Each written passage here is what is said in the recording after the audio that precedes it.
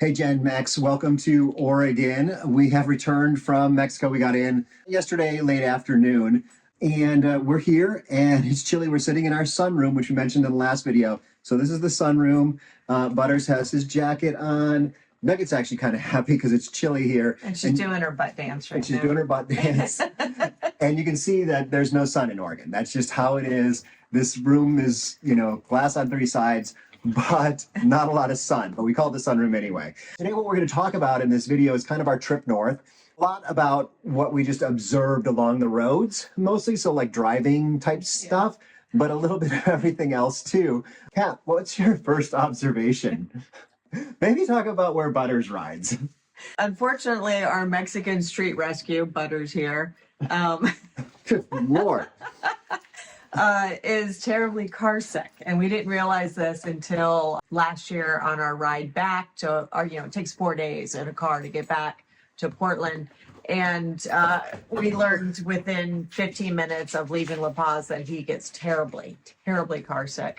So we have to load him up with some anti-nausea, and then he rode almost the entire way back in my lap, in the front seat, and he loved it. He was such a great traveler, and he didn't get sick this time, and he seemed very little drool, just a tiny little bit of drool. That's normally what we see, is lots and lots of drool. So that was pretty good. But first, thank you for all your comments on the last video. I'm still working on reading them. We actually did a lot of podcast listening on the way up, and I did most of the driving. So I got a little bit of time to read comments, but for the most part, Butters was over in Kat's lap and we were listening to a podcast. However, it was a podcast that someone suggested earlier in the comments, and that is Serial. It's like a 10-year-old podcast, one of the first true crime podcasts. It was really good. Yeah, really good. We're still not finished with it because it is like 12 episodes or something. So thank you to whoever it was that recommended Serial.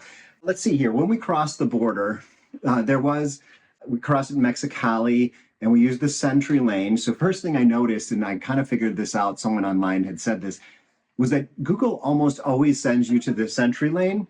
And look at Butter's face in there too.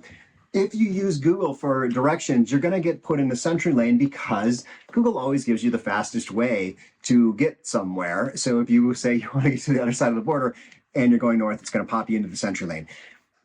If you do not have a SENTRI account, if you don't have your car approved through SENTRI, if everyone in the car doesn't have... highly recommend it, by the way. Yes. If you are crossing the border, go ahead and get your global entry card and get your vehicle registered with SENTRI. It is... Yes, it is wonderful as long as you have all that stuff. However, if there's one person in the car who doesn't have a global entry card, or for us, we had registered our license plates for our RV, but then we learned that you're not supposed to register RVs. RVs are not allowed in the SENTRI lane. So we did get this threat that we were going to be fined $5,000 if we did this again. And with the RV. With the RV. And we were like, okay, so. But of course, this is only for people who are U.S. citizens. I think you can get SENTRI for, I think SENTRI can be for other places too. Wow. I think so. Let me pause because Nugget's barking to go out, because here in Oregon, we don't just leave the doors open all the time. It's a little chill. We got the heat on. So we have to be allowing her in and out. Hold on, please. Princess. So I have heard from people down in the comments about getting fined $5,000 because they went in the SENTRI lane. And I was like, wow, I thought that was just a threat, but someone said, nope, I actually got the fine. And I looked online, did some Googling, and found that, yes, it's true. If you drive into the SENTRI lane 3 times, on your 3rd time, expect a $5,000 fine. And I think that's $5,000 per person in the car. It's a little crazy. And also, it can be like weird combinations, like the car, someone else had driven the car through the SENTRI lane once, and then the car was registered as having been through once, and that had like a one check mark against it, and then one person in the car also had done it, once, and then all of a sudden together it's your 3rd time, and everybody's looking at a $5,000 fine. So it sounds super stressful because it's not really easy to figure out which lane is which. So just go ahead, get global entry, get SENTRI, and everything will be A-okay. Yeah. And I did notice as we were going through Mexicali North to do the Mexicali West crossing, I did leave the door open, by the way, letting I get back in. Google sent us to the SENTRI lanes, and it was going to be really easy to mess up if you were not a SENTRI lane person. You could have easily just driven straight into that SENTRI lane because there was no directions for anything else. It said like U.S. border via SENTRI lane, straight. And then nothing else. You just had to know if you were in the ready lane or the general lane that you had to turn either right or left a couple blocks back. Crossing the border northbound is I don't know. I find it a little stressful. Kat saw me how stressed I was. Okay, so don't ever send Brighton in to do any spy work or anything. He gets super nervous. He always asks the same questions, right? The same questions always, and Brighton always gets super nervous and flubs it. So that's obviously not why they pull you over. Just sheer nervousness. You're so sweet. Yes, but we made it through. Everything was fine. And the dog's just not, Nugget's got some extra energy today. What do you need? You need this? So Kat says enough about SENTRI Lane. Or SENTRI Lane. So once we got to the U.S. side of the border, there were some things that just kind of hit us immediately. And we were like, oh, yeah, remember. So I'm going to tell you, this is things that we saw in the U.S., but comparatively, they were different in Mexico. So the first thing I saw was the first traffic light we came to. When the light turned red, it went from green to yellow to red. And in Mexico, there's a green flashing phase. So it's green, green flashing, yellow, red. So it wasn't really. And everybody stopped. And everybody. Most people stop at the red light in Mexico too. And stop signs, not so much. But that was the first thing I was like, oh yeah, I got to remember here. There's not that extra time for the green flashing light. There were lots of road signs. Like in Mexico, road signs, are maybe a bonus. Yeah, like, what is the speed limit? Like when we were driving through the mountains, and they always give you those advisory speed limits. Like there's a curve coming up. Don't go over 50 miles per hour. In Mexico, that just doesn't exist. It's like you get up to that curb and you're like, oh my God, this is a really tight curb, slam on the brakes. Driving in the US is just so easy compared to driving in Mexico. Like the government has just like babied us here in the US to make it just like. And I'm sure in Canada too. Yeah, probably in Canada too. Just like everything is just so simple. The guardrails, if you're going around a curve and you could go off the edge, guardrail there. If someone hit the guardrail's been repaired. Guardrails are a bonus in Mexico too. If they're there, considered a bonus. But here's the takeaway is that everyone just keeps saying like the motto in Mexico is don't be stupid, right? Go slow, be cautious, driving's an adventure. But you know what? That's good. Yeah, actually, the slowness part is interesting. The speed limits in the U.S. are higher than the speed limits in Mexico. Typically, speed limits in Mexico are in kilometers per hour. So maybe those folks up in Canada get this translation. I think they use kilometers up there, hopefully. Anyway, I did find out this year, figured out how to change the digital speedometer on our car to kilometers. And so we weren't trying to like translate. And I found that we were driving slower because the number in kilometers, like if you're going 100 kilometers per hour, you're really going 60.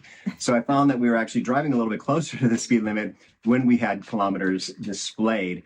And plus, like, it is a little bit more risky to drive fast in Mexico because of all those things, like going off the road in Mexico.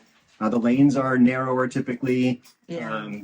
There's more potholes. And a lot more animals. Like on the way back this time, we saw so many animals in the streets. And I feel so bad because people would be coming around blind corners and you flash, right? Like you flash your lights. That's what you do in Mexico to let people know that there's a road hazard ahead, right? There's a baby cow in the road.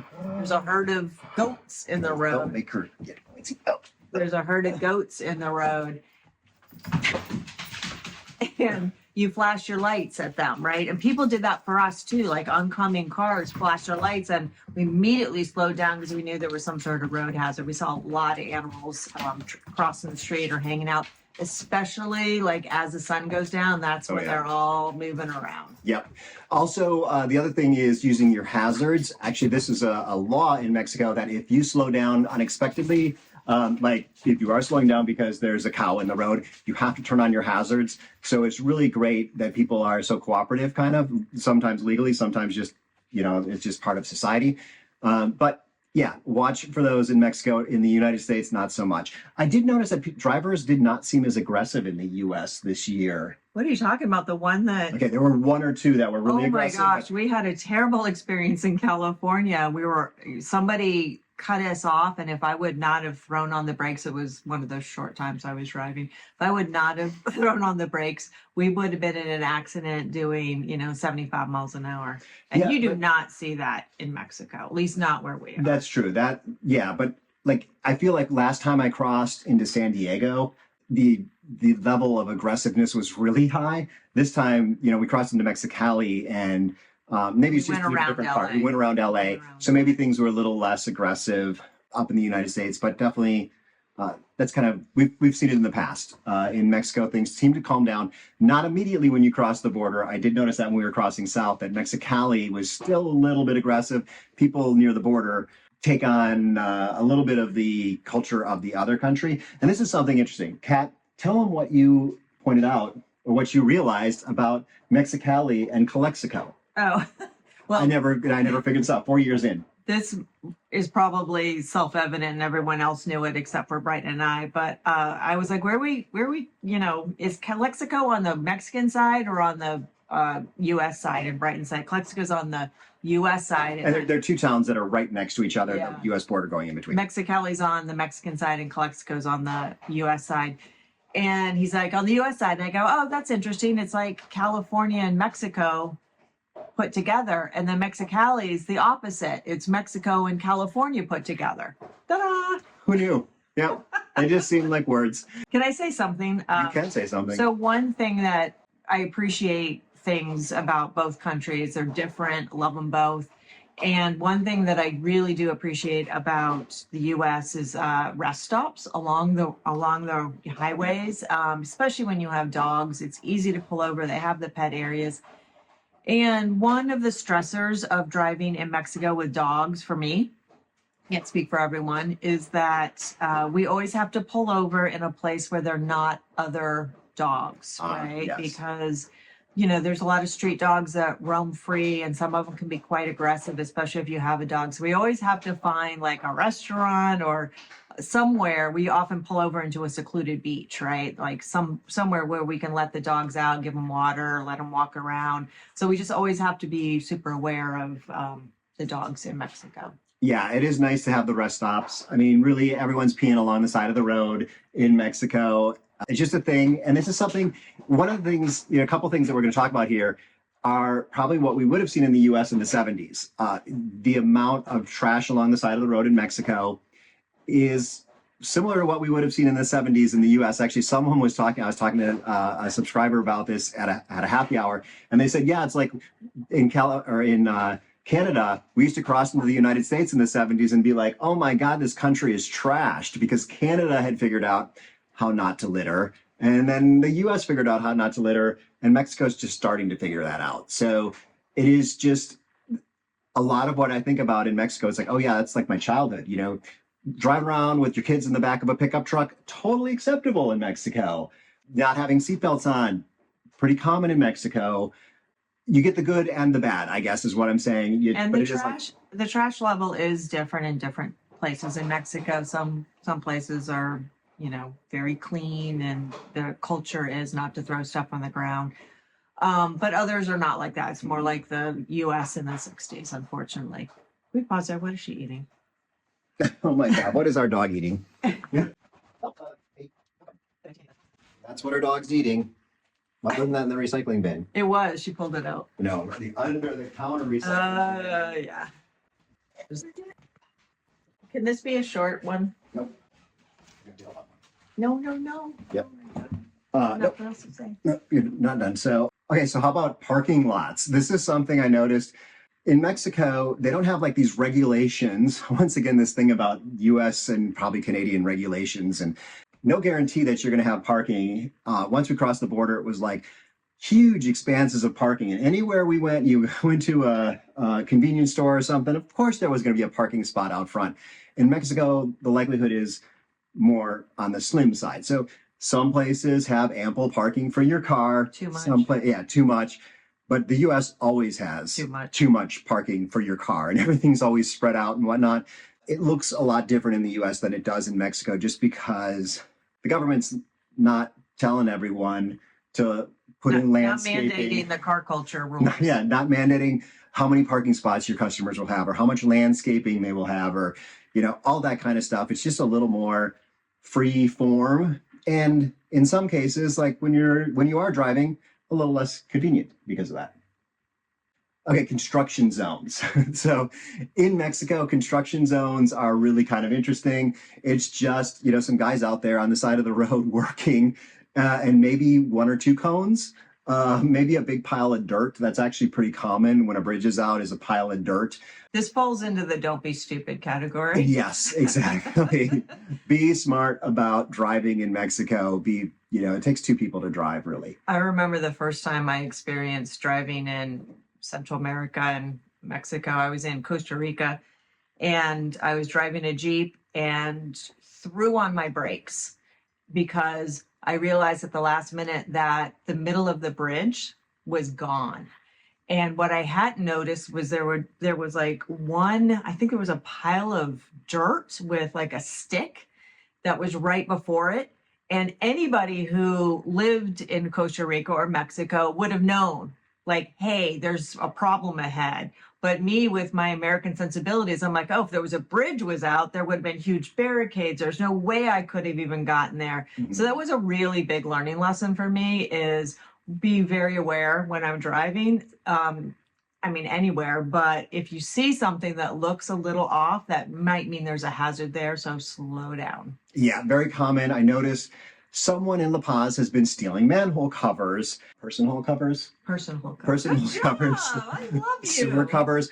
Anyway, when it's missing and it's in the middle of the street, it can be very dangerous. And I'm Why actually are they stealing this? The recycling, the metal is probably worth something. Interesting. So, but people, and maybe even government officials, will just, you know, put something in there, like a spare tire, or, you know, like in the US, they would fix it right away, or they would put one of those metal plates. Metal plates, I don't think exist in Mexico, but they just put something there to kind of warn you, and sometimes it disappears.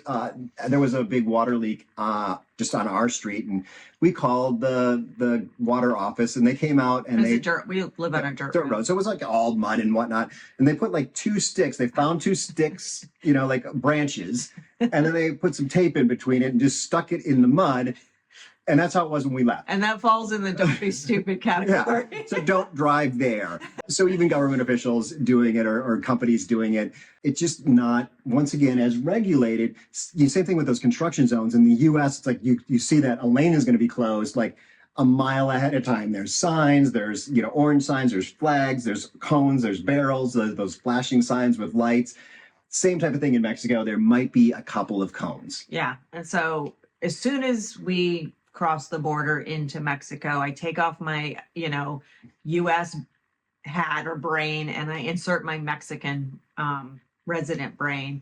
And I'm like, all right, drive slow, be hyper aware, slow down, be very collaborative and cooperative when driving, because everyone's just kind of moving around and it's all good. And don't be stupid. Yes, I agree. I'm going to tilt the camera down because Butter's head is cut off. There you go. That's better. Now top of my head's cut off. So, okay, let's talk gas prices. So actually, I was trying to figure this out. I'm like, which country is it better to buy gas in? You know, because gas prices are in liters and pesos in Mexico. The peso is getting a little weaker right now than it has been. You know, gallons are, you know, 3.8 liters per gallon. Brighton has a lot of time on his hands, obviously. Yes. I wanted to know which was the better gas. So anyway, I was like, you know what, it's just gonna be easier to buy gas in California. It wasn't outrageously more expensive. It was like $5 a gallon, I think. But it was also cleaner gas. I knew that. I knew that California was gonna have a better grade of fuel. It's the summer. Part of that extra expense is buying things that are better for the environment. That is worth it. But I did notice, you know, we pulled in and the prices were in gallons. You got to use your credit card right in the machine. Of course, it was self-serve. In Mexico, they always pump your gas for you. Oh yeah, you finally. Yes, I'm getting there. Oh, sorry. Don't ruin my story. Sorry. I used my credit card and everything was great. And this brings up the story that Kat, I will share this story with you soon, is that I finally had a gas station attendant try to scam me in Mexico, because you give your credit card to the gas station attendant, they do the scanning right in front of you, but it's not inside the pump. So they can accidentally type in the wrong number and charge you more than the amount of gas that you got and then pocket the difference. But anyway, there'll be a video coming out about that real soon, because that happened in La Paz before we left.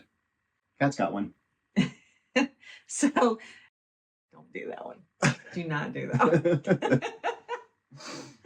Okay, Kat just said something really stupid, but I cut it out. If you're a Patreon subscriber, you can get access to behind the scenes Kat saying stupid stuff. Just kidding. We don't have Patreon subscribers yet. You better not do that. It's going to get deleted. Don't worry. Deleted? Deleted. Okay.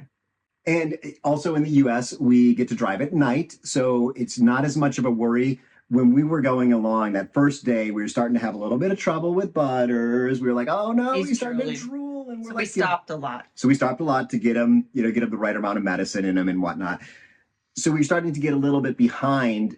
And in Mexico, you don't want to drive after dark because of those animals coming to the roadway and whatnot. So it really was, we had already made reservations at Rancho Espinosa, which is our favorite place to stay in San Ignacio.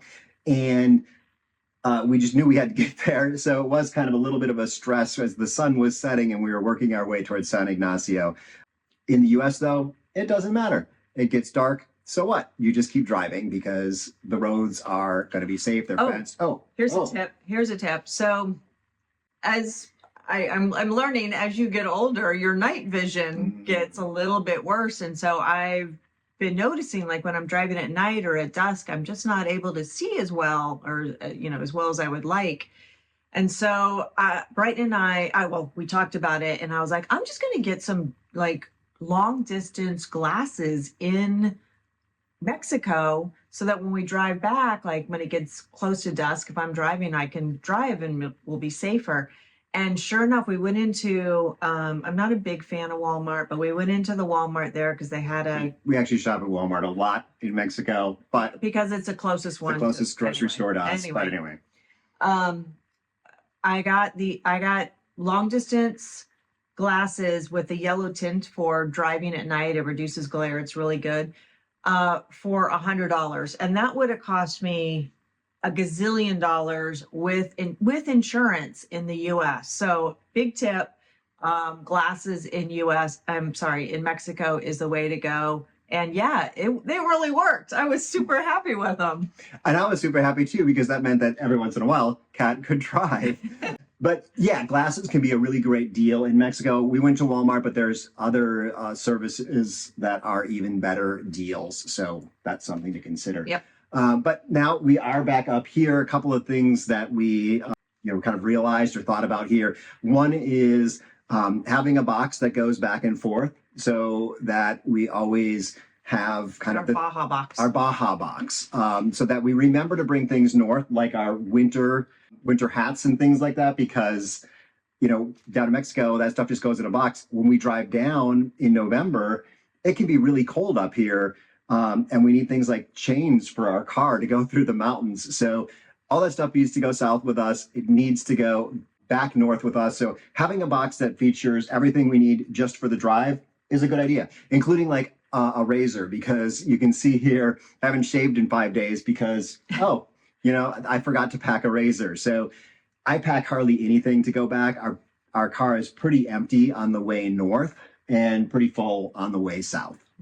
Also, I did lose my keys on the way back. I have no idea where I lost my keys, but it did include losing the key to the rooftop carrier, which was a little bit of a challenge. Kat was stressing me out. She was like, oh yeah, well, if we make it to the border and they ask to open the rooftop carrier, what are you going to do? And I'm like, oh shit, I don't need to get stressed about this. This is the kind of thing that stresses me out at the border. But well, to my credit, I did ask you, can I say something that may stress you out? Yes, she did. But good news is here in Portland, Re-Rec has every single Thule key in stock. That's so for the cargo rack up top. The other thing though to note is like we also had the carrier on the back of the car, which was empty. It's so nice to come north because unpacking is so quick. It was just like boom, take the boxes out of the top versus going south, and packing up to go north takes a long time. It's not that stuff is coming with us, it's that stuff is going into storage. So that's a little bit of a challenge. A lot of stuff we put in storage because there could be a hurricane that comes. We don't want it to knock over Kat's nice mountain or stuff like that. Also, I read down in the comments, someone said, hey, why don't you share your Oregon experience? So we are going to share what our house looks like here. Not today. Kat said, let's share it in the middle of summer so that people understand why we live here, because it's not that great here just yet. But there it is coming. It's beautiful. Everything is green and lush, but nothing's in bloom yet. Yeah. So, and our house here, things are still packed away. So like our back patio, which is something that's wonderful on weekend, just hang out back there. It's all kind of like crammed into a corner. So once we've got this place looking great, we'll share that with you. We'll also share some of the adventures that we take in Oregon. However, you're still going to be seeing videos about Mexico. I've got so much recorded, so much recorded that I need to edit and release over the summer. So every Sunday, maybe every Wednesday, you'll be seeing something about life in Mexico. I've got interviews. I've got people telling their stories, tips. Yeah. And you'll be taking trips to Mexico this summer. And I will be taking trips. We're going to do some, our neighbors just had a baby and they're out walking their baby. They had a baby while we were gone. So things have changed. We'll meet the baby later. Yeah, so I'll be going down to Mexico. Hopefully Kat will come with me. We might go to Puebla. We might go to Oaxaca. We might go to Guadalajara just to kind of show Kat some of the interior of Mexico. I want to go to that place where you go on the boats. I think that's near Puebla. It's between Puebla and Mexico City.